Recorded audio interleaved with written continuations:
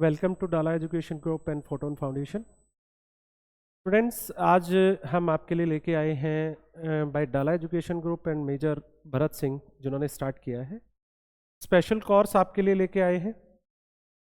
Special course है आपके लिए, क्रैश कोर्स है एनडीए के लिए।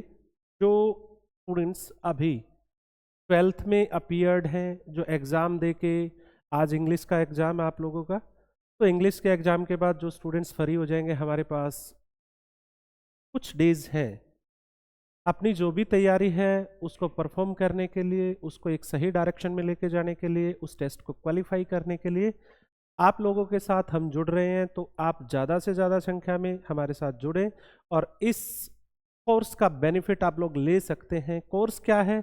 हमने एक क्रैश कोर्स स्टार्ट किया है 12 मार्च से लेकर 12 अप्रैल तक, जिसके बाद आप अप्रैल अटेम्प्ट जो एनडीए का है उस टेस्ट में अपीयर होंगे।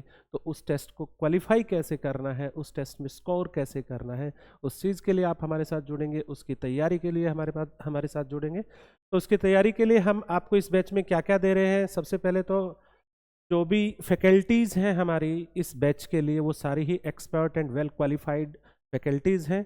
और एसएसबी के लिए मेजर भरत सिंह खुद आपको एडवाइस करेंगे, खुद आपको एसएसबी के लिए गाइडेंस देंगे, आपको तैयार करेंगे। तो सबसे पहले live class bye expert faculties, and जो आपके लिए लाइव क्लास के बाद या फिर आपकी ऑफलाइन क्लास के बाद जो डाउट्स आते हैं उनके लिए अलग से सेशन होगा। और टेस्ट सीरीज़ भी आपको, नोट्स प्लस टेस्ट सीरीज़ दोनों आपको विद सॉल्यूशन दी जाएंगी। और एसएसबी इस बैच में जो भी बच्चा अपीयर होता है उन बच्चों के लिए एसएसबी फ्री गाइडेंस रहेगी आप लोगों के लिए। तो ये आपके लिए एक सुनहरा अवसर है, आप इसको अभी इनरोल कर सकते हैं। ये जो आपको नंबर दिए गए हैं, दोनों नंबर्स पे आप जाके अभी अपने आप को एनरोल कीजिए और बैच में जल्दी से जल्दी जुड़ जाइए, ताकि हम लोग आपके लिए नया पाथ डिज़ाइन कर सकें। और इसके साथ ही हमारा जो नेक्स्ट बैच स्टार्ट होगा अगले अटेम्प्ट के लिए, अगले अटेम्प्ट का बैच हम लोग स्टार्ट कर रहे हैं 1 मई से। इसमें आपको एक चीज़ नोटिस की होगी आप लोगों ने कि जो बैच होगा इसके लिए जो हमारा एड्रेस होगा वो होगा अत्री टावर, सोनीपत रोड, सिला bypass, Rohtak, near burger Singh. जो फोटोन फाउंडेशन की कैंपस है वहाँ पे आपका ये बैच होगा। और इस बैच में भी आपको सारी चीज़ें जो आपके नोटिस में हैं, आपको दिख रही हैं, वो सारी चीज़ें आपको प्रोवाइड की जाएंगी। और इसके अंदर भी आपको एसएसबी कंसल्टेशन फ्री मिलेगी बाय मेजर भरत सिंह। तो अभी क्या अभी इनरोल कीजिए और स्टार्ट कीजिए अपने नए बैच को। चलिए आज का सेशन हम लोग स्टार्ट करते हैं। आज के सेशन में हम क्या करने वाले हैं? आज एक नई ब्रांच स्टार्ट करेंगे हम। वो ब्रांच है हमारी 2 डायमेंशनल ज्योमेट्री।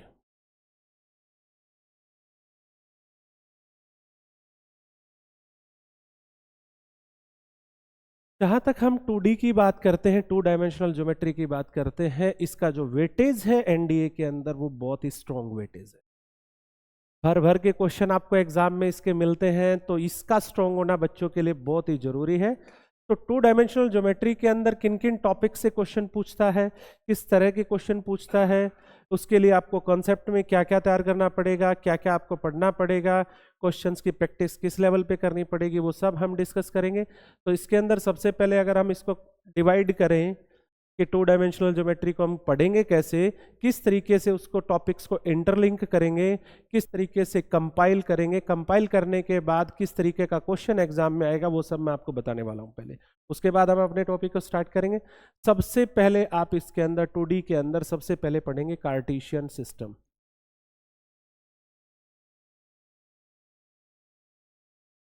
कार्टेशियन सिस्टम के बाद आप पढ़ेंगे स्ट्रेट लाइंस। उसके बाद पढ़ेंगे आप सर्कल्स, उसके बाद पैराबोला, उसके बाद इलिप्स, और उसके बाद हाइपरबोला। ये आपका टोटल 2 डायमेंशनल ज्योमेट्री का सिलेबस है। और अगर हम इसकी बात करें कि क्वेश्चंस कहाँ से परफॉर्म होते हैं, तो कार्टेशियन सिस्टम का एक क्वेश्चन आपको मिल जाता है। कार्टेशियन सिस्टम को हम सबसे पहले आज ही करेंगे, उसके बाद स्ट्रेट लाइन में भी हम 3 टॉपिक्स तक पहुंच जाएंगे आज ही, ठीक है। इसके बाद सर्कल, पैराबोला, इलिप्स और हाइपरबोला चलेगा। तो अब हम टॉपिक वाइज इन चैप्टर्स को डिफाइन करेंगे। सबसे पहले उनके अंदर टॉपिक्स बनाएंगे, टॉपिक्स को फिर एक एक करके सारे टॉपिक्स को लेंगे और उनके क्वेश्चंस को इंटरलिंक करेंगे। तो आपको इंटरलिंक क्वेश्चंस यहाँ पर मिलते हैं। अगर किसी बच्चे का कार्टेशियन सिस्टम अगर वीक है तो उसको यहाँ पे प्रॉब्लम आएगी, यहाँ पे प्रॉब्लम आएगी। तो इसीलिए सारे इंटरलिंक टॉपिक्स हैं। हर टॉपिक को आपको उतना ही वेटेज देना है जितना मेन टॉपिक्स को देना है। बेसिक टॉपिक को भी उतना ही वेटेज आप लोगों ने देना है। तो बेसिक टॉपिक्स के जो बेसिक्स है उनको नोट डाउन करते चलना है, बाद में उनको एक बार रिवाइज करना, रिवाइज करने के बाद ही क्वेश्चंस पे बैठना है। चलिए स्टार्ट करते हैं। सबसे पहले Cartesian system.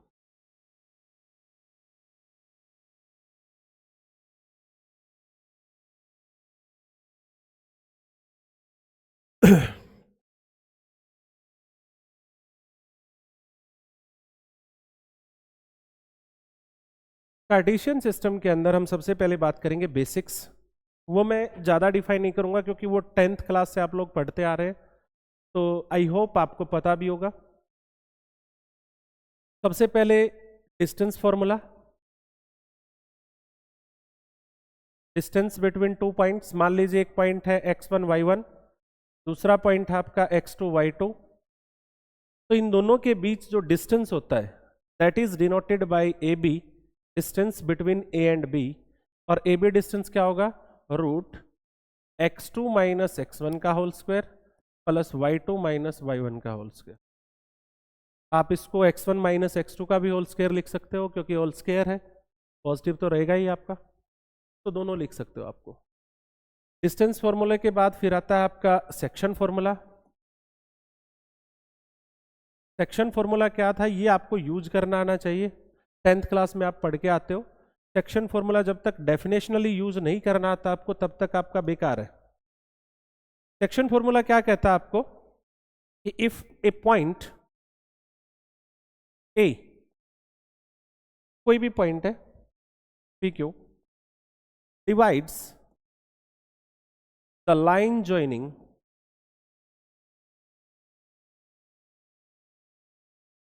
B x1 y1 and C x2 y2। एक लाइन सेगमेंट है आपका BC, उनको ज्वाइन करने वाली लाइन को एक तीसरा पॉइंट है P A, जो उसको डिवाइड करता है किसी रेशो में, in ratio M1 ratio M2। एक लाइन है आपकी, लाइन सेगमेंट आपका B x1 y1 C x2 y2। इन दो पॉइंट्स को ज्वाइन करने वाले लाइन सेगमेंट को एक तीसरा पॉइंट है A जो इसी लाइन के ऊपर लाई करता है और इसको एक रेशो में डिवाइड करता है M1 रेशो M2। तो आप इस A के कोऑर्डिनेट निकाल सकते हैं। BC को ज्वाइन करने वाली लाइन को एक तीसरा पॉइंट अगर किसी रेशो में डिवाइड करे तो आप उसके कोऑर्डिनेट निकाल सकते हैं। और अगर कोऑर्डिनेट गिवन है तो आप रेशो निकाल सकते हो। दो जगह यूज करते हैं हम इसका, या तो रेशो निकालने के काम, कोई दो पॉइंट को ज्वाइन करने वाली लाइन पे कोई तीसरा पॉइंट आ जाए और उसके कोऑर्डिनेट गिवन है तो आप रेशो निकाल सकते हो, और अगर रेशो गिवन है तो आप कोऑर्डिनेट निकाल सकते हो। अब इसमें तीन तरह के क्वेश्चन बनते हैं। सीधा सीधा आपका पूछा गया है इसमें क्वेश्चन, आपके एनडीए के अंदर पीवाईक्यू में सीधा सीधा क्वेश्चन पूछा गया है। जैसे दो पॉइंट है A 1 2 एंड B 3 4, इनको ज्वाइन करने वाली लाइन पे तीसरा कोई पॉइंट है P जो इसको 1:2 में डिवाइड करता है, तो उस P के कोऑर्डिनेट क्या होंगे? तो आप सेक्शन फॉर्मूला यूज कर सकते हो। सेक्शन फॉर्मूले से इसके कोऑर्डिनेट क्या होंगे बेटा? यहाँ पे मैंने A लिया था जो डिवाइड करता है, इसके कोऑर्डिनेट क्या होंगे? एक सिंपल सा मेथड ये यूज करना आपने, इसकी प्रोडक्ट इसके साथ करनी है, यानी M1 x2 प्लस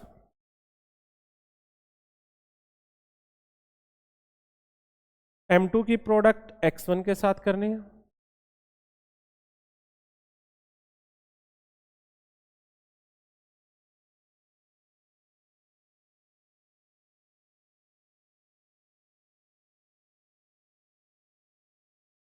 चलिए, प्लस M2 की प्रोडक्ट x1 के साथ करनी है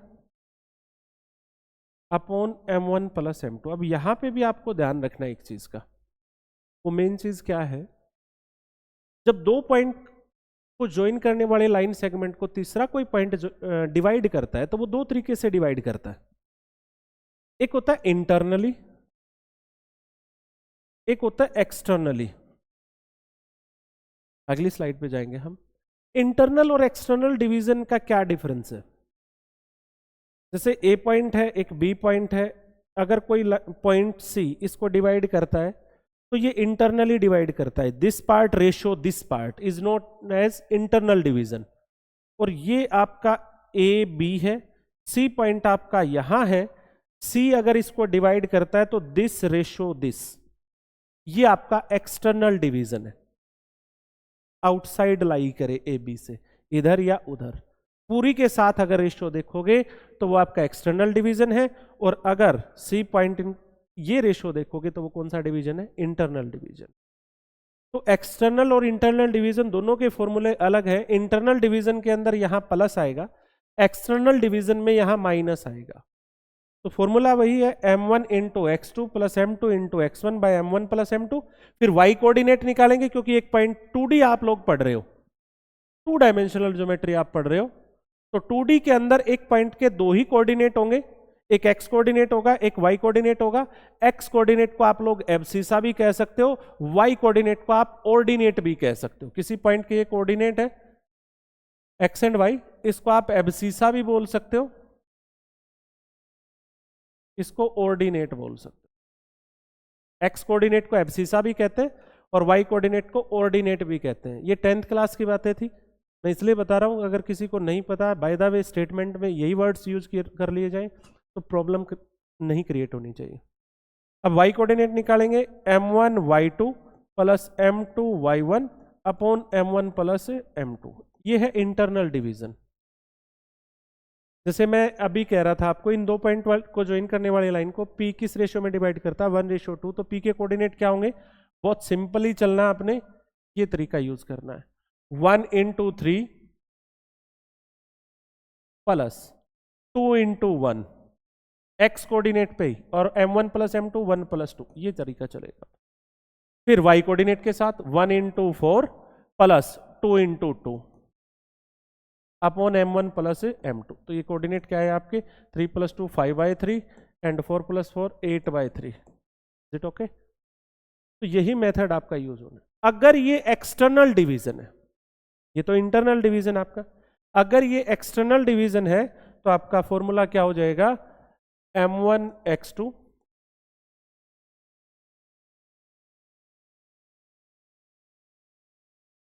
प्लस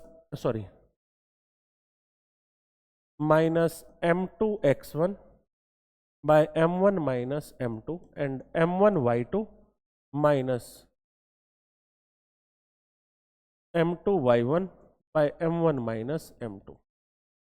वो आपको एग्जाम में देगा कि कैसे डिवाइड कर रहा है, इंटरनली डिवाइड कर रहा है या एक्सटर्नली डिवाइड कर रहा है। तो ये आपका सेक्शन फॉर्मूला। अब आप इसमें रेशो भी निकाल सकते हो कि फाइंड द रेशो, जैसे इसी क्वेश्चन में find the ratio in which P, ये दे देगा आपको P divides the line segment joining A and B, A और B देगा और क्या देगा? P। तो आप रेशो को मान लेंगे, लेट K:1 मान लेंगे। क्या मानेंगे? K:1। रेशो निकालना है आपको तो क्या मानेंगे? रेशो K:1 मान लेंगे, लेट P डिवाइड्स इन K:1। P निकाल लेंगे हम, find P by section formula, section फॉर्मूले से P निकाल लेंगे और P को जो गिवन था P उसके इक्वल रख देंगे, तो x कोऑर्डिनेट x के इक्वल हो जाएगा, y के इक्वल हो जाएगा, तो आपकी k की वैल्यू आ जाएगी। मान लीजिए k की वैल्यू आई 2/3, तो रेशो हो जाएगा आपका K:1 is 2:3। By the way अगर k नेगेटिव आता है, -3/4 आ गया, अगर पॉजिटिव आए तो होता है इंटरनल डिवाइड कर रहा है वो। कैसे डिवाइड कर रहा है? इंटरनली। और अगर नेगेटिव आए तो लिखोगे आप डिवाइड्स 3:4 एक्सटर्नली। तो कैसे डिवाइड करेगा? एक्सटर्नली। अगर रेशियो नेगेटिव आ गया तो एक्सटर्नली डिवाइड करेगा, पॉजिटिव आया तो इंटरनली डिवाइड करेगा। कंफ्यूज मत होना, कहीं ये सोचो कि k की वैल्यू नेगेटिव आ गई, ऐसा पॉसिबल ही नहीं है। पॉसिबल है, अगर k नेगेटिव आया तो एक्सटर्नली डिवाइड करेगा। रेशो जब निकाल रहे हो, समझ आ गया रेशो कैसे निकालना है? ये 10th क्लास की बातें थी। अब मैं आगे चलता हूं। एक इसमें मिड पॉइंट फॉर्मूला है,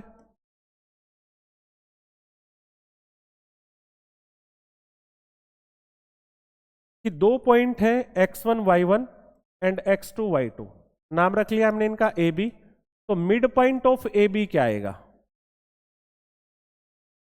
भाई सिंपल है बिल्कुल, अगर ये मिड पॉइंट है तो किस रेशियो में डिवाइड करेगा?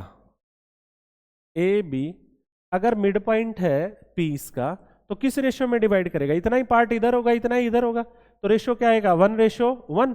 तो m1 m2 की जगह क्या रख देंगे? 1:1, इंटरनल डिवीजन में, नॉट एक्सटर्नल में, क्योंकि इंटरनली डिवाइड करेगा मिड पॉइंट, एक्सटर्नली डिवाइड नहीं करेगा कभी भी। तो 1:1 रख देंगे सेक्शन फॉर्मूले में, तो ये आ जाएगा x1 + x2/2 and y1 + y2/2। बहुत सिंपल है, ठीक है।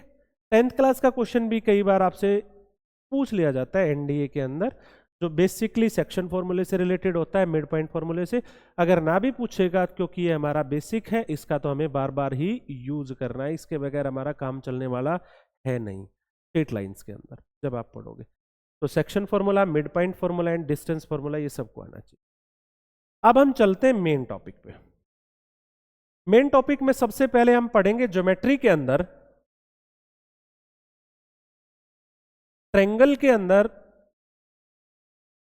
जो हमारे कुछ पॉइंट्स होते हैं, वो पॉइंट कैसे बनते हैं? एल्टीट्यूड के काटने से बनते हैं, या मीडियंस के काटने से बनते हैं, या परपेंडिकुलर बाइसेक्टर के काटने से बनते हैं, या फिर एंगल बाइसेक्टर के काटने से बनते हैं। वो पॉइंट्स को हम नाम देंगे और उनको निकालने का तरीका सीखेंगे। सबसे पहले लेते हैं हम सेंट्रोइड। क्या लेते हैं? सेंट्रोइड, ठीक है। आप एक काम और भी कर सकते हो, आप अभी नोट डाउन करने की बजाय लेक्चर के एंड में सारी स्लाइड्स को नोट डाउन कर सकते हो, अभी समझ लीजिए आप, ठीक है। और जो ऑनलाइन हमारे परस्यूअर्स हैं, वो वीडियो को बाद में पॉज करके भी देख सकते हैं। तो सबसे पहले आप वीडियो को देखिए, क्लास को देखिए ध्यान से, और समझने की कोशिश कीजिए साथ के साथ। चलिए बेटा, सेंट्रोइड होता क्या है ये समझ लेना, ये बेसिक आपकी पूरी 2D के अंदर ये बातें चलेंगी। तो सेंट्रोइड होता क्या है कि ये आपके पास कोई ट्रायंगल है, ए है x1 y1, बी है x2 y2, सी है x3 y3। सेंट्रोइड क्या होगा? सेंट्रोइड होता है the point of intersection of medians of A triangle. अब किसी बच्चे को अगर मीडियन का नहीं पता तो सेंट्रोइड को समझेगा कैसे? मीडियन क्या होता है? आप किसी वर्टेक्स से एक लाइन डालेंगे अपोजिट साइड पे, लाइन सेगमेंट डालेंगे, विच बाइसेक्ट द अपोजिट साइड, जो अपोजिट साइड को बाइसेक्ट कर दे, उसे हम कहेंगे मीडियन। जैसे यहां से मैंने डाला, तो एडी मीडियन अगर है तो ये अपोजिट साइड को बाइसेक्ट कर देगा, यानी ये पार्ट इसके इक्वल होगा, उसको मीडियन बोलते हैं।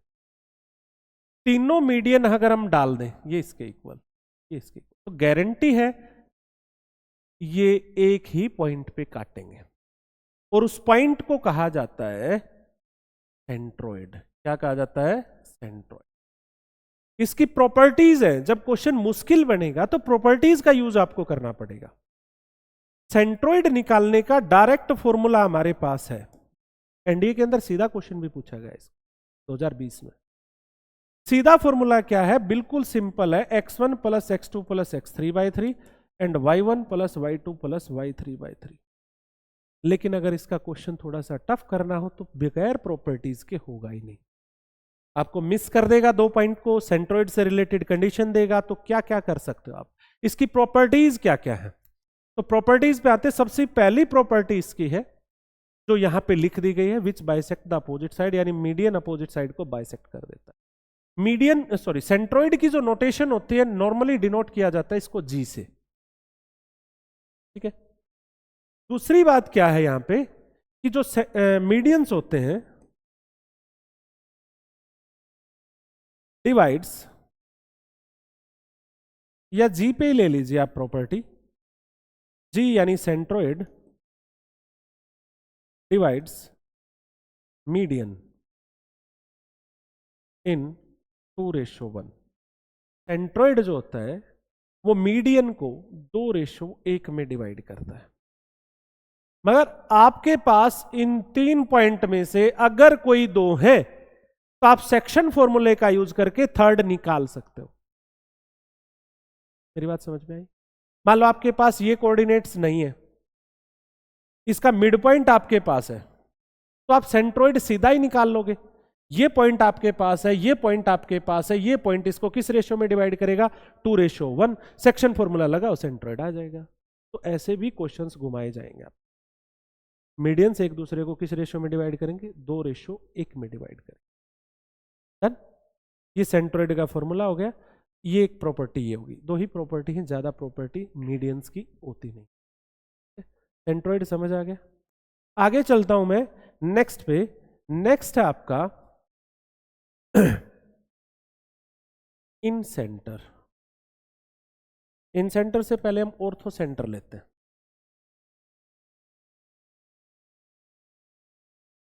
ऑर्थो सेंटर क्या होता है? ऑर्थो सेंटर होता है the point of intersection of altitudes of a triangle.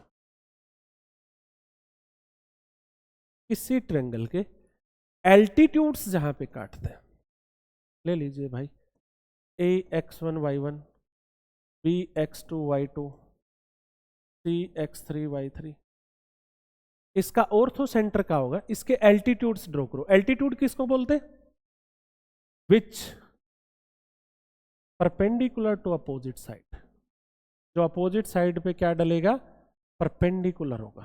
जैसे यहां से इस पे परपेंडिकुलर डालेंगे, इस पे परपेंडिकुलर डालेंगे, इस पे perpendicular.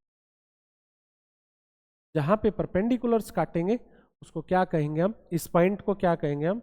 That point is known as orthocentre. इस पॉइंट को हम ऑर्थो सेंटर कहेंगे। That is normally denoted by H। किससे डिनोट करते हैं इसको? H से डिनोट करते हैं। तो ये ऑर्थो सेंटर। इसको निकालने का कोई डायरेक्ट फॉर्मूला हमारे पास नहीं है। इसको अगर निकालना है तो आपको स्ट्रेट लाइंस का यूज करना पड़ेगा। To find use straight line concept. तो जब स्ट्रेट लाइंस हम पढ़ लेंगे तभी आप इसको निकाल पाओगे। सीधा निकालने का नहीं है कि आपके पास तीनों वर्टिसेस है तो आप ऑर्थो सेंटर सीधा निकाल सकते हो, नहीं निकाल सकते। बट कुछ केसेस के अंदर प्रॉपर्टीज का यूज किया जा सकता। If triangle is right angle, अगर आपकी ट्रायंगल राइट एंगल है, बना के देखना बेटा, ये लीजिए राइट एंगल ट्रायंगल का मतलब समझते हो ना? तो ortho centre is right angle vertex. Right angle vertex से आपका ऑर्थो सेंटर होता है। कैसे भाई? यहां से परपेंडिकुलर डालेंगे अपोजिट साइड पे, यही तो है। यहां से परपेंडिकुलर डालेंगे अपोजिट साइड पे, यही तो है। और यहां से परपेंडिकुलर डालेंगे अपोजिट साइड पे, यही तो है। तीनों कहां काट रहे हैं? सर इस पॉइंट पे काट रहे हैं। काट रहे हैं या नहीं काट रहे? तो यही आपका क्या होता है? ऑर्थो सेंटर होता है। इस केस में निकल जाएगा, क्योंकि मान लो यही आपका ऑर्थो सेंटर हो जाए तो ये निकालना तो इजी है। इस लाइन को और इस लाइन को सोल्व कर लेंगे, और वैसे भी ये तो गिवन ही है, ठीक है। तो इस केस में निकल जाएगा। बाकी केसेस के अंदर ऑर्थो सेंटर का क्या करेंगे भाई? कैसे निकलेगा? बाकी केसेस में स्ट्रेट लाइन का यूज करेंगे। हम इसकी इक्वेशन निकालेंगे। मेथड में लिख ही देता हूं। क्या मेथड रहेगा? मेथड रहेगा आपका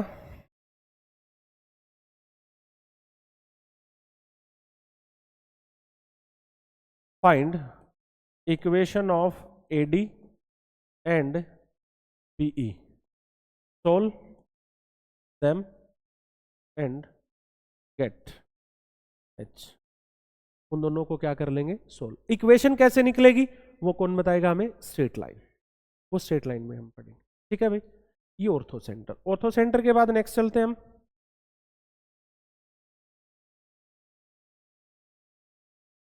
नेक्स्ट आपका सर्कम सेंटर। इसमें बच्चा कंफ्यूज रहता है भाई, ध्यान से समझ लेना इसको।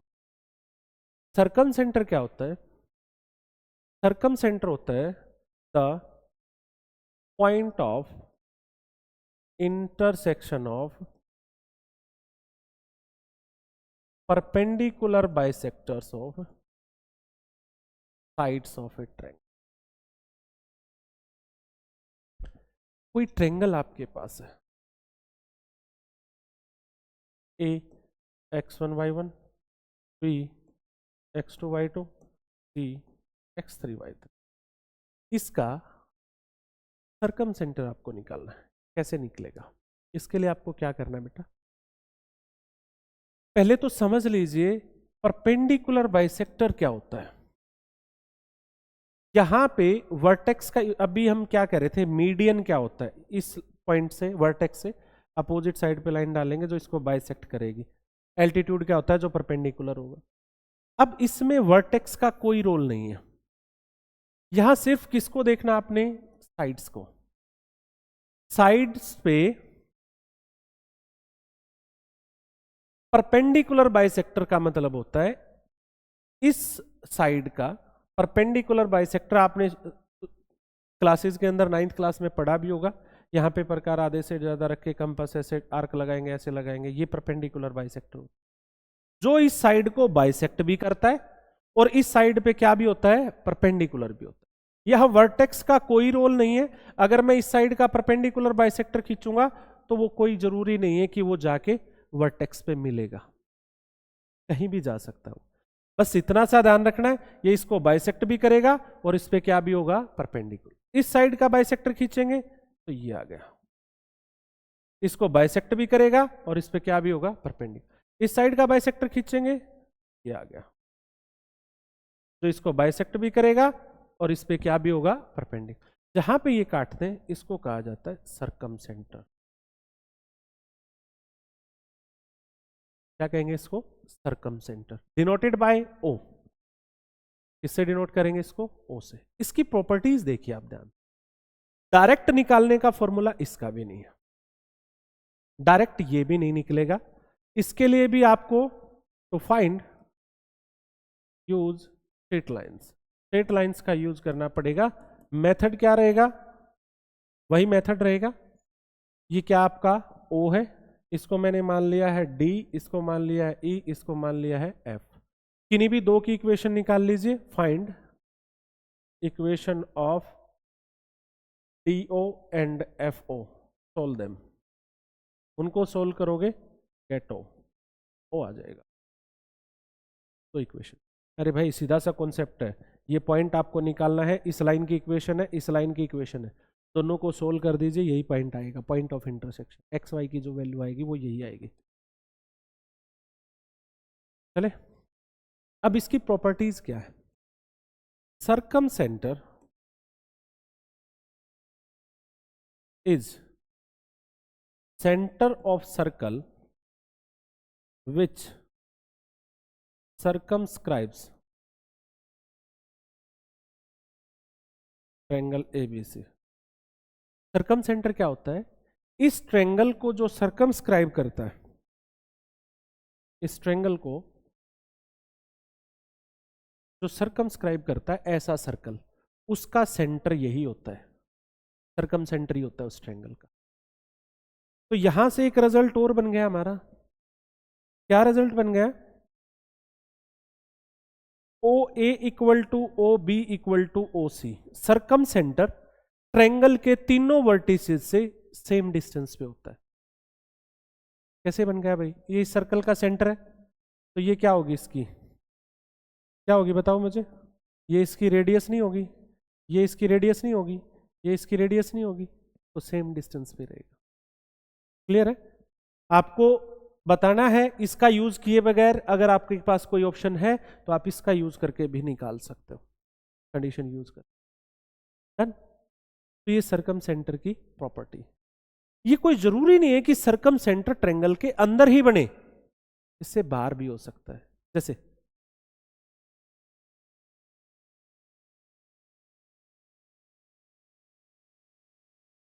ये ट्रायंगल आपके,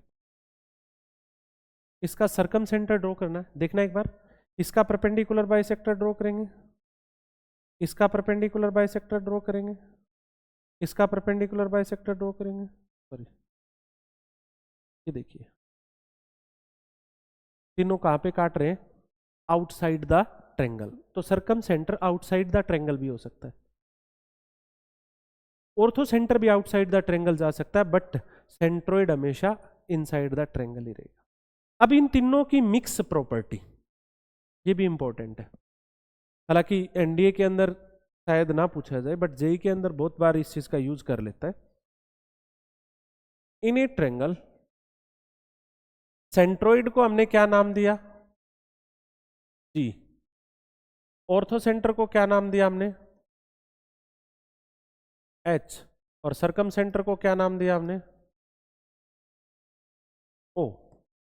इनमें से कोई दो आपको दे दे तो थर्ड आप बता सकते हो without using the triangle vertices और स्ट्रेट लाइन, हमें किसी चीज की जरूरत है। फॉर्मूला क्या रहेगा, G divides H O in ratio 2:1। एक बात कंफर्म होती है, किसी भी ट्रायंगल में ये तीनों चीजें निकाल लो, वो तीनों चीजें एक ही स्ट्रेट लाइन पे आएंगी, और इस तरीके से आएंगी, एच ओ और इनके बीच में आएगा जी, और वो इनको गारंटी किस रेशो में डिवाइड करेगा, 2:1।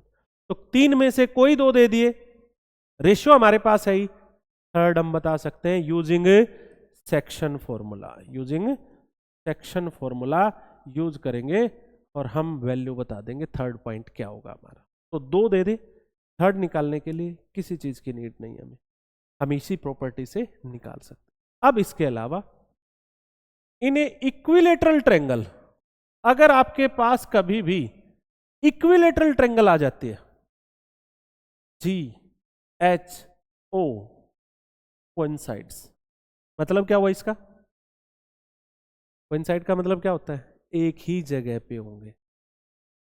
अगर ट्रायंगल इक्विलेटरल है तो तीनों के तीनों एक ही जगह पे होंगे, सेम पॉइंट पे, आप समझ भी सकते हो। ये अगर इक्विलेटरल ट्रायंगल है एबीसी, तो इसमें जो मीडियन होता है ना, ये मीडियन है, वो एल्टीट्यूड भी होता है। कैसे हो गया, इस ट्रायंगल को और इस ट्रायंगल को कॉन्ग्रेंट प्रूव कर देंगे। कैसे भाई, ये साइड इसके इक्वल, ये साइड कॉमन, और ये इसके इक्वल,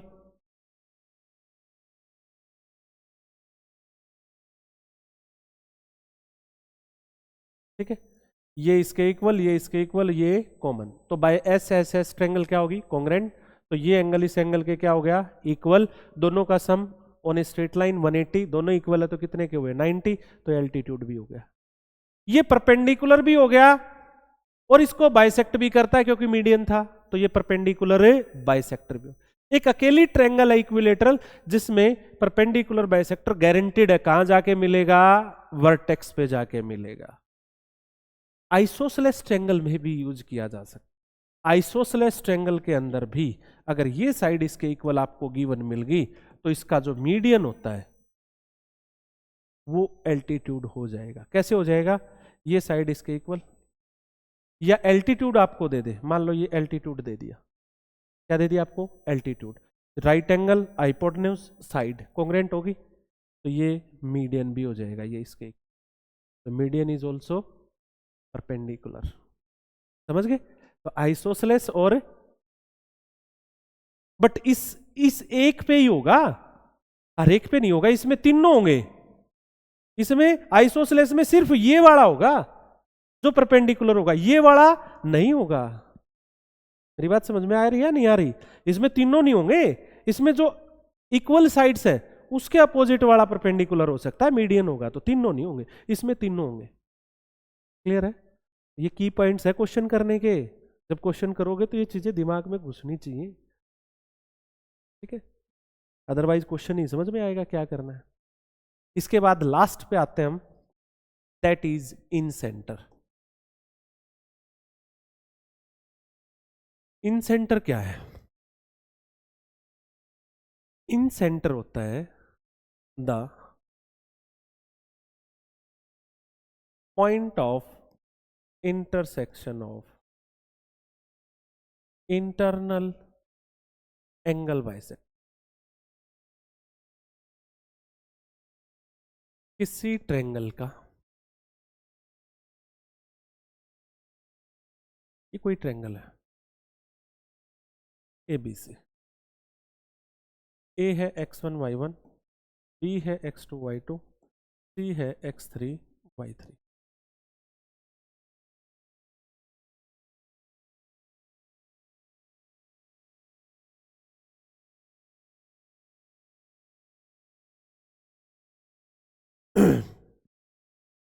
एंगल बाइसेक्टर, वो भी इंटरनल, एक एक्सटर्नल एंगल भी तो होता है हमारा। ये एंगल बाइसेक्टर का मतलब है ये एंगल इसके इक्वल है, इसके एंगल बाइसेक्टर का मतलब है ये एंगल इसके इक्वल है, इसके इंटरनल बाइसेक्टर का मतलब है ये एंगल इस एंगल के। एंगल बाइसेक्टर ये जहां पे काटते हैं उसको कहा जाता है इन सेंटर। इसको कोई यूजुअल नोटेशन नहीं है, कोई यूजुअल नोटेशन नहीं है। इन सेंटर क्या होता है, इसको आप डायरेक्ट निकाल सकते हो। कैसे निकलेगा? इन सेंटर निकालने का तरीका है, ये वर्टेक्स अगर आपने लिया तो इसकी अपोजिट साइड की लेंथ आपके पास होनी। मान लिया जाए ये A है, ये लेंथ B है, ये लेंथ C है। ABC ये लेंथ ऑफ साइड्स है, साइड्स की क्या है? लेंथ। अगर वर्टेक्स आपको दे दिए तो लेंथ आप खुद निकाल सकते हो, किससे? डिस्टेंस फॉर्मूला यूज कर निकाल सकते हो ना। लेंथ निकाल लो और फिर ये फॉर्मूला आपका रहेगा। अगर आपने x1 लिया तो इसके अपोजिट साइड की लेंथ, इसीलिए मैंने A नाम रखा, A वाला लिया तो AX1 plus BY1 plus C, sorry दो ही, AX1 plus BX2 plus CX3 upon A plus B plus C। Similarly Y वाला AY1 plus BY2 plus CY3 by A plus B plus C। जैसे अगर इसका question अगर हम लेते हैं,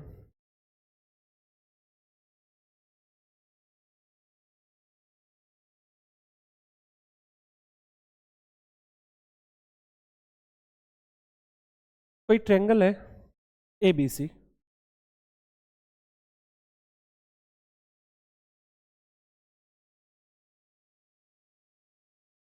A है आपका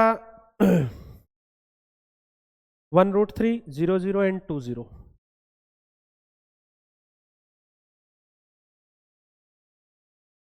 ये है, ठीक है। ये आपका PYQ है 2020 का NDE का। इसका आपसे इन सेंटर पूछा गया है, इसका इन सेंटर क्या होगा? निकाल देते हैं भाई। हमें सबसे पहले इसकी लेंथ चाहिए साइड्स की, तो पहले क्या निकालेंगे हम? AB निकाल लेते हैं, लेंथ ऑफ साइड AB, जितना भी आपको करवाया सब इसमें यूज होने वाला है। AB की लेंथ निकालिए भाई, root this minus this, 1 minus 0 1 का स्क्वायर प्लस √3 माइनस 0 √3 का स्क्वायर, 1 प्लस 3 4, 4 का रूट क्या आ जाएगा? 2। AB के बाद क्या निकाल रहा हूं मैं? BC, 2 माइनस 0 2 का स्क्वायर 4, 0 माइनस 0 0 का स्क्वायर 0, दैट इज 2। इसके बाद क्या निकाल देता हूं? AC, 1 माइनस 2 माइनस 1 का स्क्वायर 1, √3 माइनस 0 √3 का स्क्वायर 3, कितना आ गया आपका? 4 का रूट 2। तो AB की लेंथ आपकी 2, BC की लेंथ है 2, इसकी भी लेंथ है 2। तो ट्रायंगल भी कैसी आपकी? अगर इक्विलेटरल है तो मैं इतना बड़ा फॉर्मूला क्यों यूज करूंगा भाई? इन सेंटर का फॉर्मूला क्यों यूज करूंगा? कौन सा यूज कर लूंगा? सबसे आसान कौन सा था? सेंट्रोइड। अभी क्या करते हैं हम? वेरिफिकेशन लेके आते हैं। इन सेंटर पहले निकालेंगे, बाद में जाएंगे, हमें पता चल जाएगा हमारी कैलकुलेशन या स्टेटमेंट में कोई कमी तो नहीं है। अभी देखो आप इन सेंटर वाले फॉर्मूले से आओ। क्लियर है भाई? AX1 2, BX2 0, CX3 4. Am I right? By A plus B plus C 6. Done. Next. AY1 root 3 into 2, that is 2 root 3. BY2 2 into 0 0. CXY3 2 into 0 0. Y में 6 क्या आया 1. 2 रूट 3 बाय 6. आप इसको ये भी लिख सकते हो, आप इसको ये भी लिख सकते हो 1 and 1 by root 3. Am I right? अब सेंट्रोइड से जाते हैं. हमने प्रॉपर्टी पढ़ी थी ना, अगर ट्रायंगल इक्विलेटरल है तो आप उसके तीनों चीजें कोइंसाइड हो. सेंट्रोइड निकालो. क्या फॉर्मूला था सेंट्रोइड का? बहुत सीधा सा फॉर्मूला था भाई. x1 plus x2 plus x3 by 3. 1 plus 0 plus 2. 1 plus 0 plus 2 by में 3. y1 root 3 plus 0 plus 0. Root 3 plus 0 plus 0 by में 3. क्या आंसर आया 1. रूट 3 बाय 3 वही फिर से 1 बाय रूट 3. अब और चीजें तो मैं निकालूंगा तो मुझे स्ट्रेट लाइन का यूज करना पड़ेगा, अदरवाइज सारी चीजें यही यूज हो जाती है हमारी.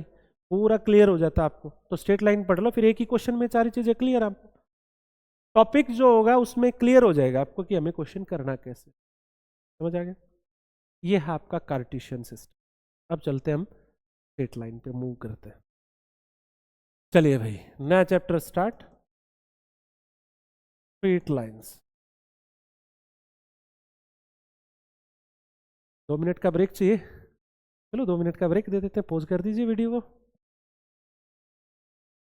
यहीं से स्टार्ट हो जाएगा ना दोबारा.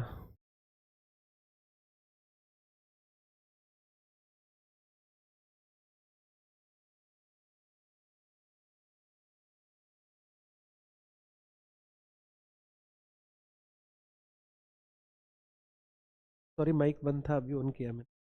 Welcome again. स्ट्रेट लाइन पे आते हैं बेटा. स्ट्रेट लाइन का जो सबसे पहला टॉपिक आपका रहेगा वो रहेगा स्लोप ऑफ ए लाइन.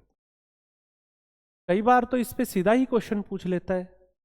बड़े यूजफुल टॉपिक्स हैं ये आपका पूरी 2D के अंदर यूज होने वाले टॉपिक्स हैं. इनमें वीकनेस तो मतलब समझो आपकी 2D गई भाई. स्लोप ऑफ ए लाइन क्या है अच्छे से समझ लेना. जिसको समझ आ गया ना क्वेश्चन खुद करेगा, गारंटी है मेरी. स्लोप ऑफ ए लाइन क्या है? Tangent angle of a line with x axis in positive direction. कोई भी लाइन x एक्सिस के साथ, ये आपका x एक्सिस, कोई भी लाइन आपकी आई, ये लाइन आपकी आई. मैं नॉर्मली लाइन को डिनोट करूंगा भाई L से, और एक सिंबल कई बार यूज कर लूंगा. इक्वेशन जब दे रखी होगी तो L that is not equal, equivalent में चलेंगे हम, तो ये सिंबल मैं यूज करूँ. ठीक है, L ये लाइन है आपकी. अगर इसकी इक्वेशन होगी तो मैं 3 लगाऊंगा. ठीक है, ये L लाइन है. ये x एक्सिस के साथ पॉजिटिव डायरेक्शन में जो एंगल बनाएगी उस एंगल के टेंजेंट एंगल को हम स्लोप कहेंगे, डिनोटेड बाय m. किससे डिनोट करेंगे? m से. अब आप समझिए पॉजिटिव डायरेक्शन, पॉजिटिव सेंस क्या होती है एंगल की? जो एंटी क्लॉकवाइज डायरेक्शन होती है ये पॉजिटिव डायरेक्शन होती है, और जो क्लॉकवाइज डायरेक्शन होती है ये नेगेटिव डायरेक्शन होती है. मैं आपको ये कहूं कि -70 डिग्री किस क्वाड्रेंट में लाई करेगा? -70 डिग्री एंगल आप बनाते तो -70 है तो नेगेटिव डायरेक्शन चलेगा, ऐसे 4th क्वाड्रेंट में लाई करेगा. अगर मैं +70 कहूं तो ये ऐसे बनेगा, 1st क्वाड्रेंट में लाई. तो सेंस का ध्यान रखना आपने कि सेंस क्या है.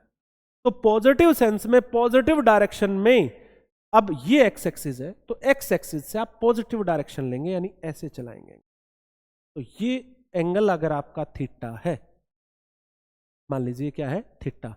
तो स्लोप क्या हो जाएगा? इसका टेंजेंट एंगल यानी tan theta. Is it okay? अब हम इसके सारे रिजल्ट्स करें. पहले मैं निकालना सिखा देता हूं. किसी ने कहा आपको, वापस आऊंगा मैं इसी स्लाइड पे, एक एग्जाम्पल दे रहा हूं आपको एंगल से स्लोप निकालने का। A line makes 135 degree with x-axis positive direction.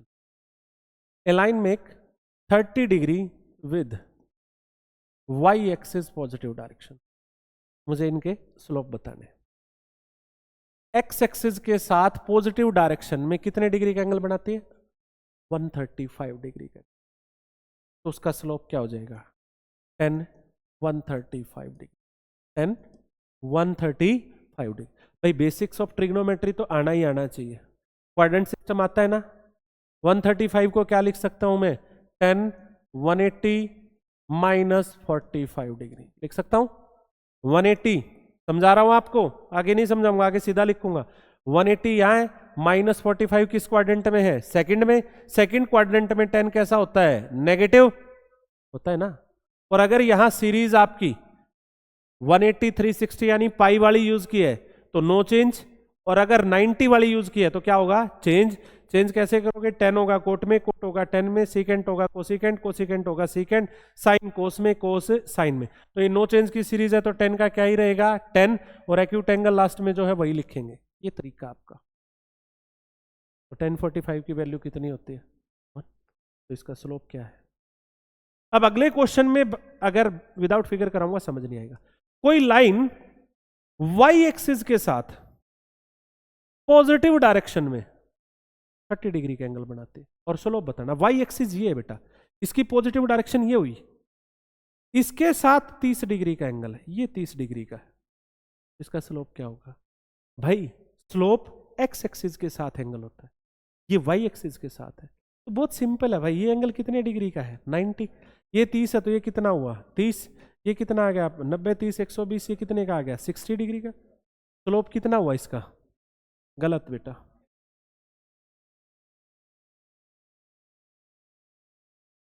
Slope तो ये तो डायरेक्शन कौन सी हुई? नेगेटिव हुई। पॉजिटिव डायरेक्शन कौन सी होती है? ये एक्स एक्सिस से चलोगे, अगर ऐसे चलोगे तो डायरेक्शन कौन सी हो जाएगी? नेगेटिव। आपको तो ये देखनी पॉजिटिव डायरेक्शन, तो ये होगा ना स्लोप वाला एंगल, तो थीटा तो ये होगा ना आपका। अब एक वर्ड और यूज करता हूं मैं इसमें। पहले तो इसका स्लोप 10 120 अभी तो बताया था, अब की बार ना मैं 90 वाली सीरीज यूज करके दिखा रहा हूं आपको। 10 120 को क्या लिख लूंगा मैं? 90 प्लस 30। चलिए भाई 90 प्लस 30 किस में आए? सेकंड में। सेकंड में 10 नेगेटिव, सेकंड में 10 नेगेटिव।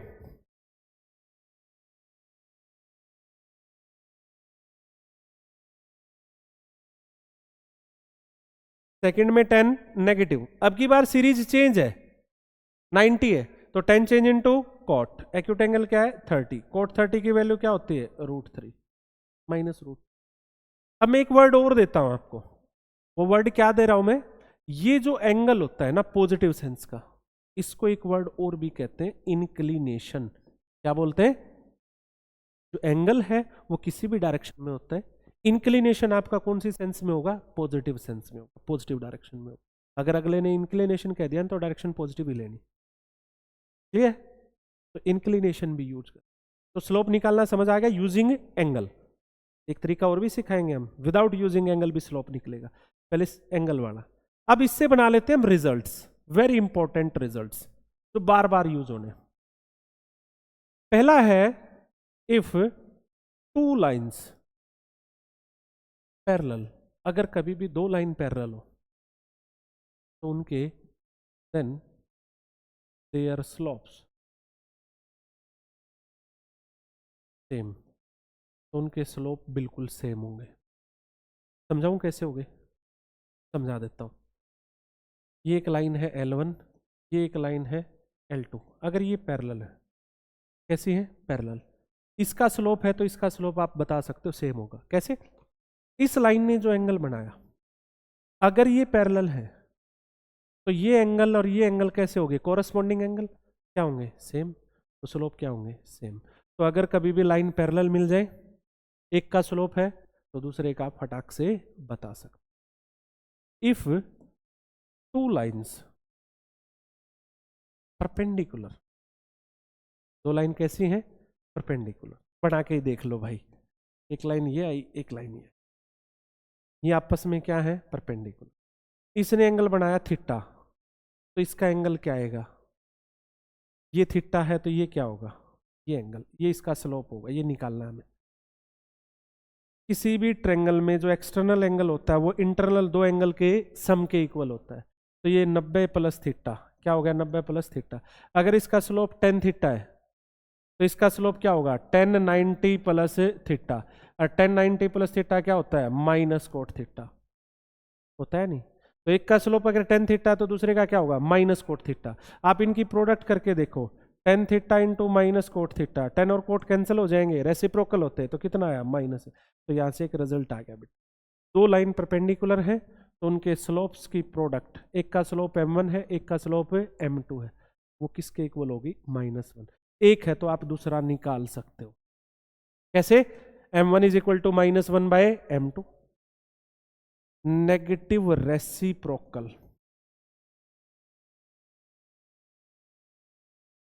To each other. समझो भाई क्या लिखा मैंने, क्या मतलब इसका, नेगेटिव रेसिप्रोकल, यानी m1 निकालना है तो नेगेटिव और उल्टा कर दो m2 को। एक का स्लोप अगर 1/2 है तो दूसरी का क्या होगा, -2। एक का स्लोप अगर -3/5 है तो उसका क्या होगा, 5/3। उल्टा कर दो और माइनस लगा दो। दो लाइंस परपेंडिकुलर है, एक का स्लोप आपको पता है तो दूसरी का आप बता सकते हो। नेगेटिव रेसिप्रोकल पल्ले पढ़ रहा है, नहीं पढ़ रहा, समझ आ गया। अगला रिजल्ट,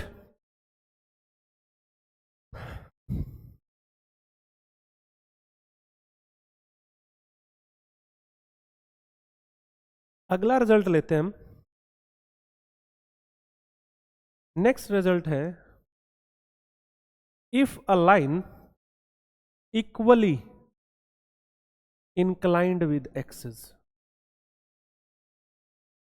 अगर कोई लाइन दोनों एक्सिस के साथ इक्वल एंगल फॉर्म करे,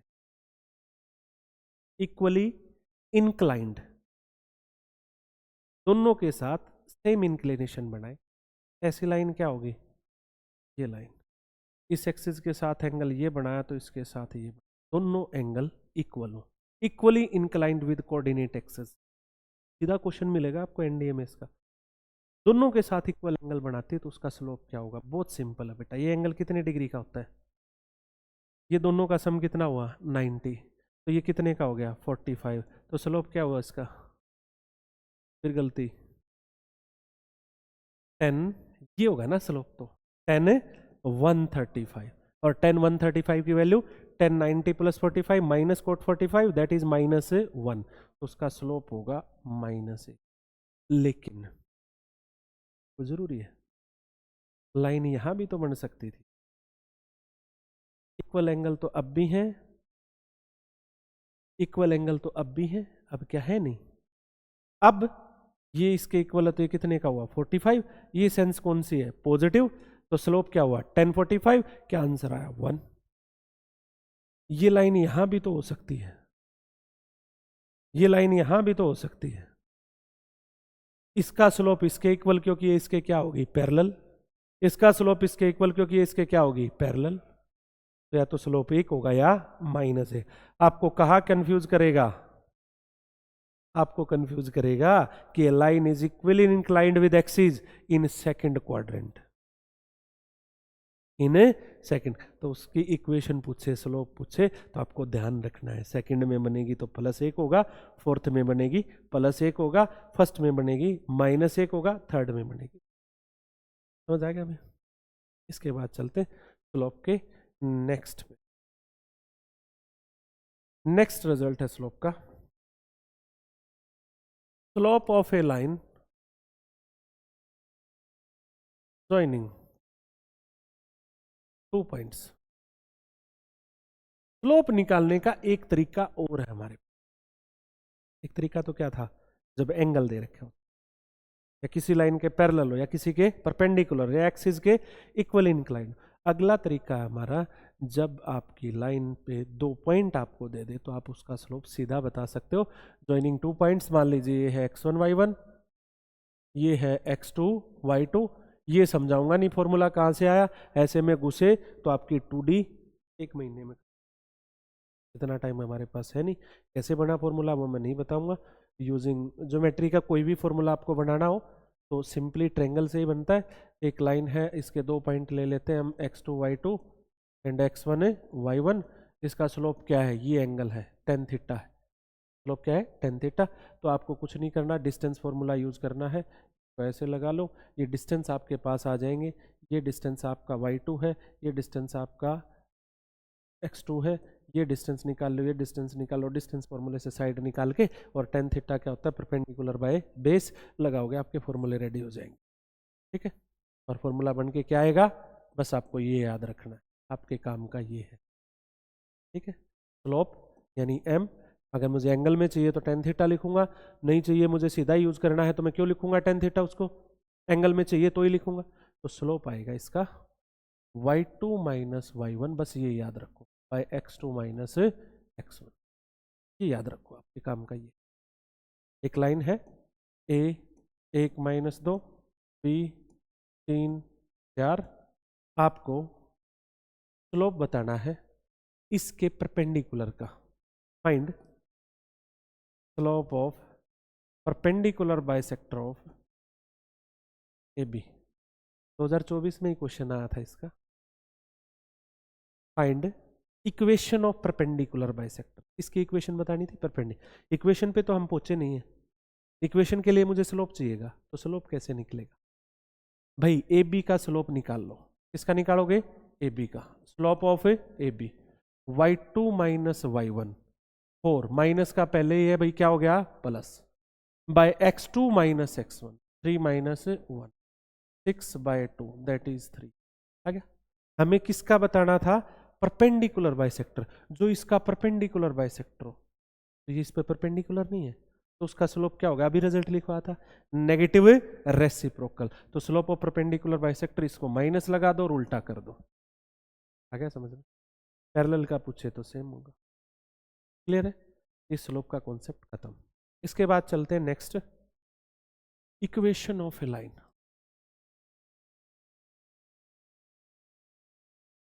ये सबसे इंपॉर्टेंट आ गया भाई, तो नए टॉपिक्स ढूंढ, किसी लाइन की इक्वेशन आपको बन, इक्वेशन बनाने के लिए आपको बहुत सारी चीजें सिखाई जाएंगी, लेकिन आपने टू द पॉइंट चलना है।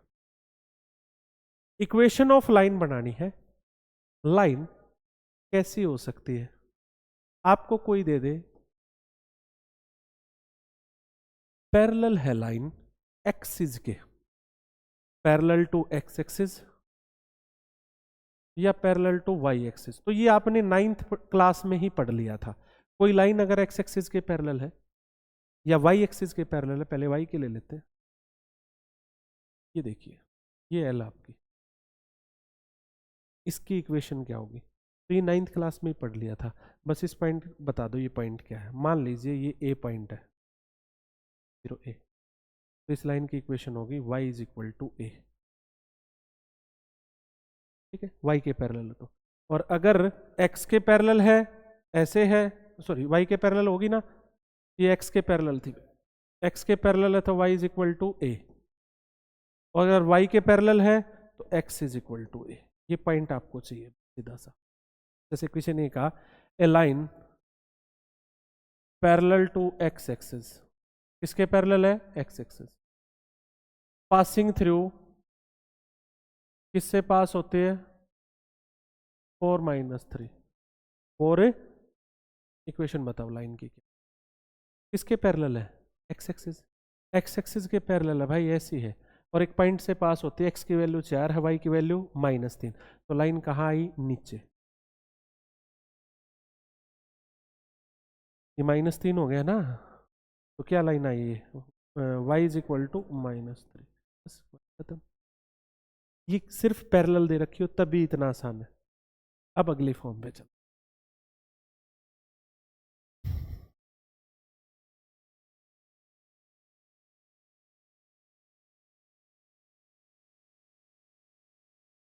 पॉइंट स्लोप फॉर्म, लाइन की इक्वेशन निकालनी है, इस फॉर्म को आपने दिमाग में रखा, ऑलवेज माइंड, ये याद रहनी चाहिए। आपको किसी भी लाइन की इक्वेशन बनाने के लिए दो चीज़ों, लाइन की इक्वेशन अगर बनानी हो कितनी चीज़ों की नीड होती है? वो दो चीज़ें क्या होती हैं? सबसे पहली चीज़ होती है स्लोप और दूसरी होती है पॉइंट ऑन लाइन। उस लाइन पे एक पॉइंट हमें दे दो, लाइन पे पॉइंट दे दो, हम इक्वेशन बना देंगे। स्लोप मान लीजिए आपने कहा m और एक लाइन का पॉइंट दे दिया आपको x1 एंड y1, तो इसकी इक्वेशन होगी y minus y1 equal to m into X minus, ये याद करनी। m यहाँ पे क्या है? स्लोप। x1 y1 क्या है? उस लाइन का पॉइंट। जैसे किसी ने कहा find equation of a line parallel to line whose slope -2 and passing through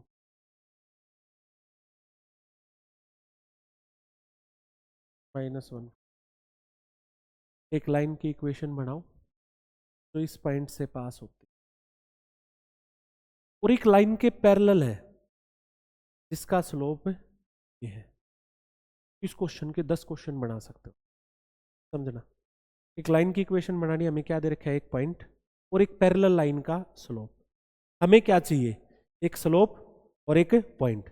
point है, स्लोप अपनी लाइन का नहीं है लेकिन एक पैरेलल लाइन का तो है, वही अपनी का होगा, पैरेलल है तो दोनों चीजें होगी।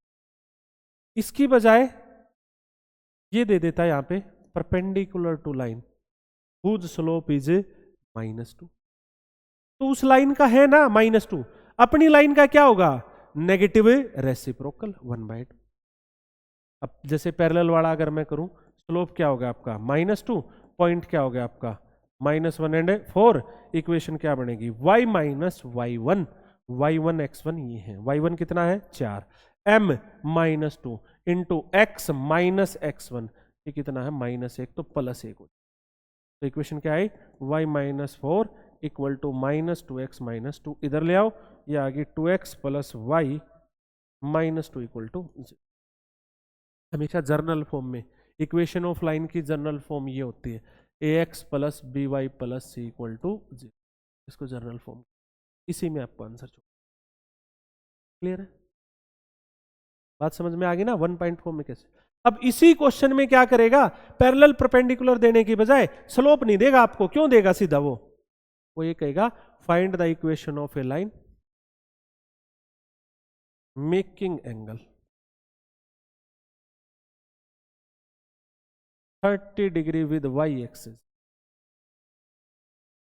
And passing through this. अभी जो पढ़ा के आया हूं सारा वो यूज करना शुरू कर।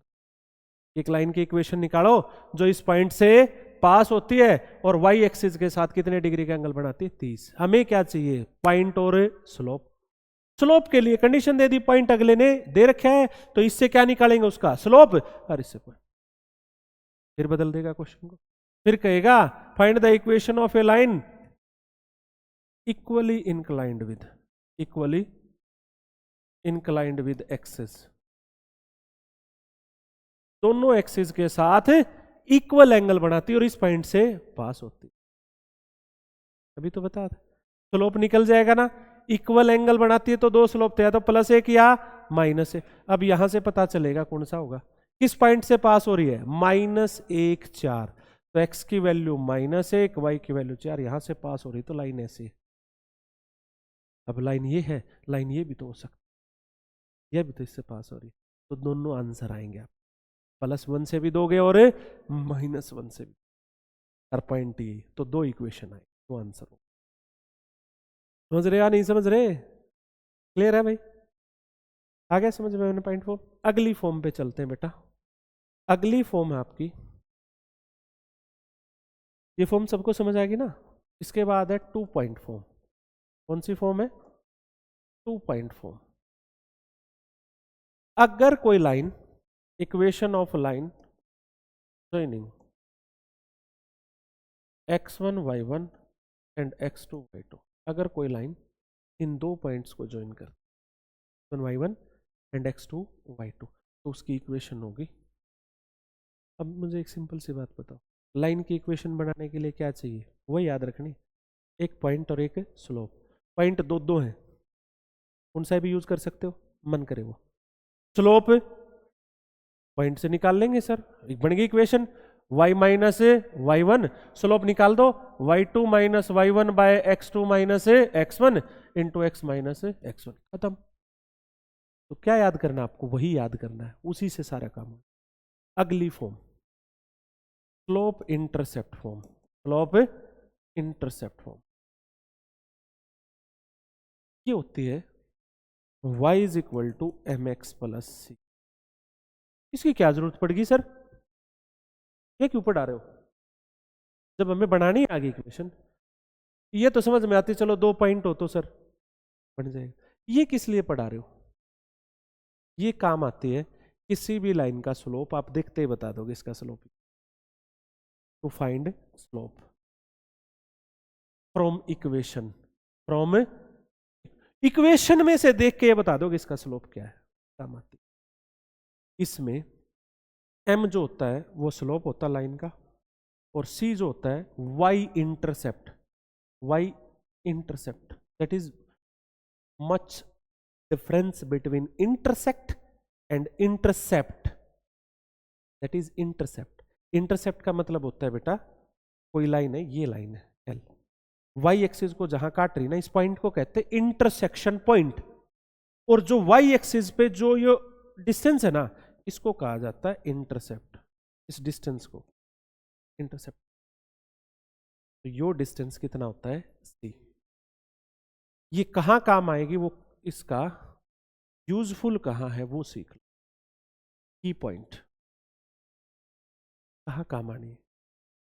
एक लाइन आपको दी A X plus B Y plus C equal to 0, ठीक है, उसका स्लोप बताना है, स्लोप फाइंड करना है इसका, लाइन की इक्वेशन। अभी तो कोई तरीका नहीं सिखाया मैंने, इसको क्या करो, इस फॉर्म में रिड्यूस कर दो, B Y equal to minus A X minus C, B से डिवाइड कर दो, minus A by B X minus C by B. तो जो एक्स के आगे होगा वही आपका स्लोप, ये कहने लग रही है, वही आपका स्लोप है। तो इसका स्लोप क्या है, माइनस ए बाय बी, तो यहां से एक शॉर्टकट बन गया, slope of line A X plus B Y plus C equal to 0 is minus A by minus coefficient of X by coefficient of Y. अब देखो मैं लिखूंगा, तुमने बताना, 3x plus 4y minus 5 equal to 0, slope बताओ इसका क्या होगा, 1 सेकेंड का काम है, माइनस 3/4, खत्म सर। तो स्लोप में एक नई चीज जुड़ गई।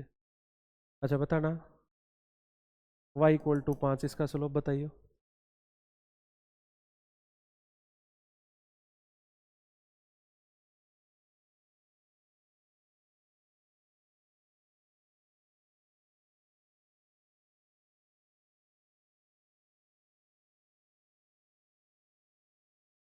स्लोप के अंदर 2 रिजल्ट और डाल देते हैं।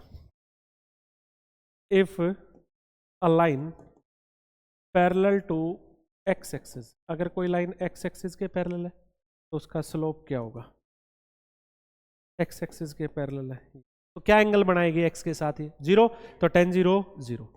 If line perpendicular to X axis तो उसका स्लोप क्या होगा, tan 19 5। क्लियर है, ठीक है। तो इसका स्लोप y इक्वल टू 5 किसके पैरेलल होती है, x के, तो स्लोप क्या होगा इसका 0। कोफिशिएंट ऑफ x 0 नहीं है क्या, आगे चलते हैं next form. Slope intercept form का मतलब समझ आएगा क्या क्या काम आना था, बाकी हम इसका यूज नहीं करें। अगली है आपकी intercept form. Intercept form of किसी लाइन की इंटरसेप्ट फॉर्म क्या होती है, इंटरसेप्ट फॉर्म क्या रहेगी, इंटरसेप्ट फॉर्म होती है, कोई भी लाइन आप ले, इंटरसेप्ट फॉर्म है आपकी A X plus B Y plus C, कोई जर्नल फॉर्म की ये जनरल इक्वेशन।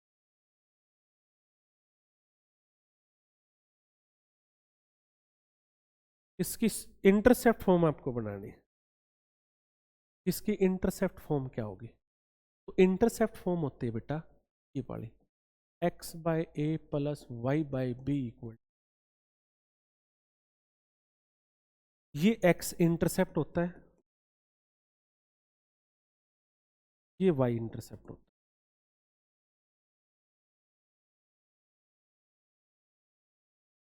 ठीक है, ये x इंटरसेप्ट और ये क्या होता है y। ये x को जहां पे काटेगी वो डिस्टेंस, ये y को जहां पे काटेगी ये देखिए ये लाइन है। तो ये डिस्टेंस आपका a है, ये डिस्टेंस आपका b है। ये स्ट्रॉन्ग क्वेश्चंस के लिए यूज की जाएगी बेटा। स्ट्रॉन्ग क्वेश्चंस आएंगे इसके, जो भी आएंगे मैं क्वेश्चन लिख के दिखाता हूं। A line passing through 4 5, किस पॉइंट से पास होती है 4 5, and sum of intercepts on axis is 14। दोनों एक्सिस पे उसके इंटरसेप्ट का सम क्या है 14। फाइंड इक्वेशन ऑफ, इक्वेशन बताओ। Strong question. ये यूज कब करनी आपने, इसको दिमाग में घुसा लेना अभी। इसका यूज जब ही करना है जब इसका वो जिक्र करे, अदरवाइज हम नहीं करेंगे। हमारे लिए एक ही काफी है, पॉइंट स्लोप इक्वेशन बनाने की। अब क्वेश्चन में पॉइंट देके स्लोप दिया ही नहीं, ना ही स्लोप का कहीं जिक्र है। जिक्र किया तो किसका किया, इंटरसेप्ट का, तो ही इसका यूज करूंगा। और अगर इसका यूज कहीं आ गया तो आपको इसी फॉर्म में इक्वेशन लेके चलनी पड़ेगी, नहीं तो क्वेश्चन होगा भी नहीं। तो लेट इक्वेशन ऑफ लाइन क्या मान लिया हमने, x by A plus Y by B equal to 1। अब मुझे पॉइंट स्लोप की चिंता नहीं है, अब मुझे चिंता है तो किसकी है, ए की और बी की। बस मुझे ये दे दे एक बार, ये देते हैं मैं बता दूंगा क्या। ए और बी निकालने के लिए कभी भी इक्वेशन आपने खुद मान ली ना, और पॉइंट आपके पास है, तो पॉइंट ऑलवेज सेटिस्फाई करवा देना, क्योंकि वो पॉइंट इस लाइन पे लाई करता है, उसको सेटिस्फाई करेगा। सेटिस्फाई करने का मतलब x की जगह, सिंस लाइन पासिंग थ्रू कहां से पास हो रही है 4 5, तो x की जगह 4 रख दो, y की जगह 5 रख दो, इक्वल टू 1। भाई x y तो गए, अब क्या चाहिए a और b। तो वेरिएबल है इक्वेशन है, सर एक वेरिएबल खत्म कर दो, कर देंगे भाई। अगले ने क्या कहा है, सम ऑफ इंटरसेप्ट्स। इंटरसेप्ट क्या है ए और बी, इनका सम क्या है 14। यहां से बी की वैल्यू निकाल लो भाई, क्या आ गई 14 minus A, 4 by A plus 5 by 14 minus A equal to 1। कर दो सोल्व, क्या आएगा आपका ए की दो वैल्यू भी एग्जिस्ट कर सकती है, क्वाड्रेटिक बनेगी ये, तो दो लाइन भी हो सकती है। ए आएगा, ए से क्या आएगा बी, और जाके इक्वेशन में दिमाग में घुसा लो कि इंटरसेप्ट फॉर्म का यूज जब ही करना है जब उसी के अंदर क्वेश्चन दे, उसी के अकॉर्डिंग स्टेटमेंट में कंडीशन दे इंटरसेप्ट से रिलेटेड। देखो मैं एक खतरनाक क्वेश्चन लिखता हूं, find equation of a line passing. देखो स्टेटमेंट में कुछ अपनी तरफ से लिख रहा हूं, कुछ एरर भी हो सकता है, ठीक है। Passing through 3 4 and this point divides the portion of line between axes in 3:1। ये स्टेटमेंट किस किस को क्लियर हुई, समझ में क्या आया कि क्या लिख रखा है, अगले ने पूछ क्या रखा है, क्या गिवन है और क्या पूछ रखा है, ये बता दो पहले तो किस किस को समझ आया। लाइन की इक्वेशन बताओ जो एक पॉइंट से पास होती, पॉइंट क्या है आपका 3 4, इस पॉइंट से पास होती, और इस तरीके से है कि उस लाइन का पोर्शन बिटवीन कोऑर्डिनेट एक्सिस, यानी मान लो आपकी लाइन ये है, इसका पोर्शन बिटवीन कोऑर्डिनेट एक्सिस वो कौन सा है, ये दिख रहा है आपको, पोर्शन कौन सा है, ये। इसको यही पॉइंट कौन सा 3 4 किस रेशो में डिवाइड करता है, 3:1 में। तो हमेशा एक्स एक्सिस की तरफ 3 लेंगे और वाई एक्सिस की तरफ 1। सही बात समझ में नहीं आई? अब इसकी इक्वेशन बताओ। अब सोच के देखो आपको क्या दे रखा है, पॉइंट है, चलो अब नहीं तो इक्वेशन नहीं बनेगी। फिर अगले ने घुमा के क्या दिया कि पोर्शन के बारे में कह रखा है, सर इस पोर्शन का क्या करें, कौन सी फॉर्म यूज करें। मैं कहूंगा ये बेटा ये जो पोर्शन होता है ना, ये पोर्शन हमेशा कौन बताता है, इंटरसेप्ट फॉर्म, वही बताती है कि ये डिस्टेंस कितना है और ये डिस्टेंस कितना है। तो आप इसकी इक्वेशन मान लीजिए, लेट इक्वेशन मान ली x by A plus Y by B equal to, मान ली ए और बी चाहिए सर, निकालेंगे भाई ए और बी, डिस्टेंस फॉर्मूला भी। तो यहां से देखिए आप, ये ए हो गया और ये क्या हो गया, बी। तो ये डिस्टेंस ए हो गया, ये डिस्टेंस क्या हो गया, बी। तो ये पॉइंट आ गया आपके पास A0, ये पॉइंट आ गया आपके पास 0B। आ गया नहीं आगे? अब इस पे सेक्शन फॉर्मूला लग जाएगा, क्या लग जाएगा, सेक्शन फॉर्मूला। नाम रख लिया हमने इसका P, P डिवाइड्स AB, ये A नाम रख लिया और ये क्या रख लिया, B। P divides AB in ratio 3:1 करता है नहीं करता? तो बाय सेक्शन फॉर्मूला किसका यूज करेंगे, सेक्शन फॉर्मूला।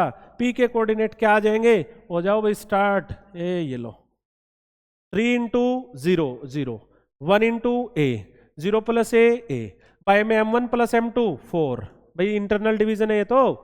अगला 3 into B plus 1 into 0 by m1 plus m2 4, आ गया ना P। और P दे भी तो रखा है 3 एंड 4, यही तो बताया था आपको, रेशो है तो पॉइंट निकाल सकते हो, पॉइंट है तो रेशो, पॉइंट रेशो दोनों है तो ए भी निकलेंगे हम। आ जाओ, A equal 3 equal to A by 4, अरे दोनों पॉइंट सेम है ना, तो ए की वैल्यू कितनी आई 12, यहां से 4 इक्वल टू 3b बाय 4, तो 16/3, बी की वैल्यू क्या आई 16/3, रख दो, इक्वेशन रेडी है। अब इसमें लोकस के भी क्वेश्चन आते हैं, find locus of A point, वो तो नेक्स्ट लेक्चर में समझाऊंगा, बड़ी थ्योरी है, ठीक है, अभी समझाने में गया था। ये फॉर्म क्लियर हुई आपको, इंटरसेप्ट। नेक्स्ट फॉर्म पे चलो, नेक्स्ट फॉर्म है आपकी नॉर्मल फॉर्म। नॉर्मल फॉर्म क्या है, ये जो फॉर्म यूज करनी है ना, ये भी इसका जिक्र हो तो ही करनी है, नहीं तो इसको भी हाथ नहीं लगा।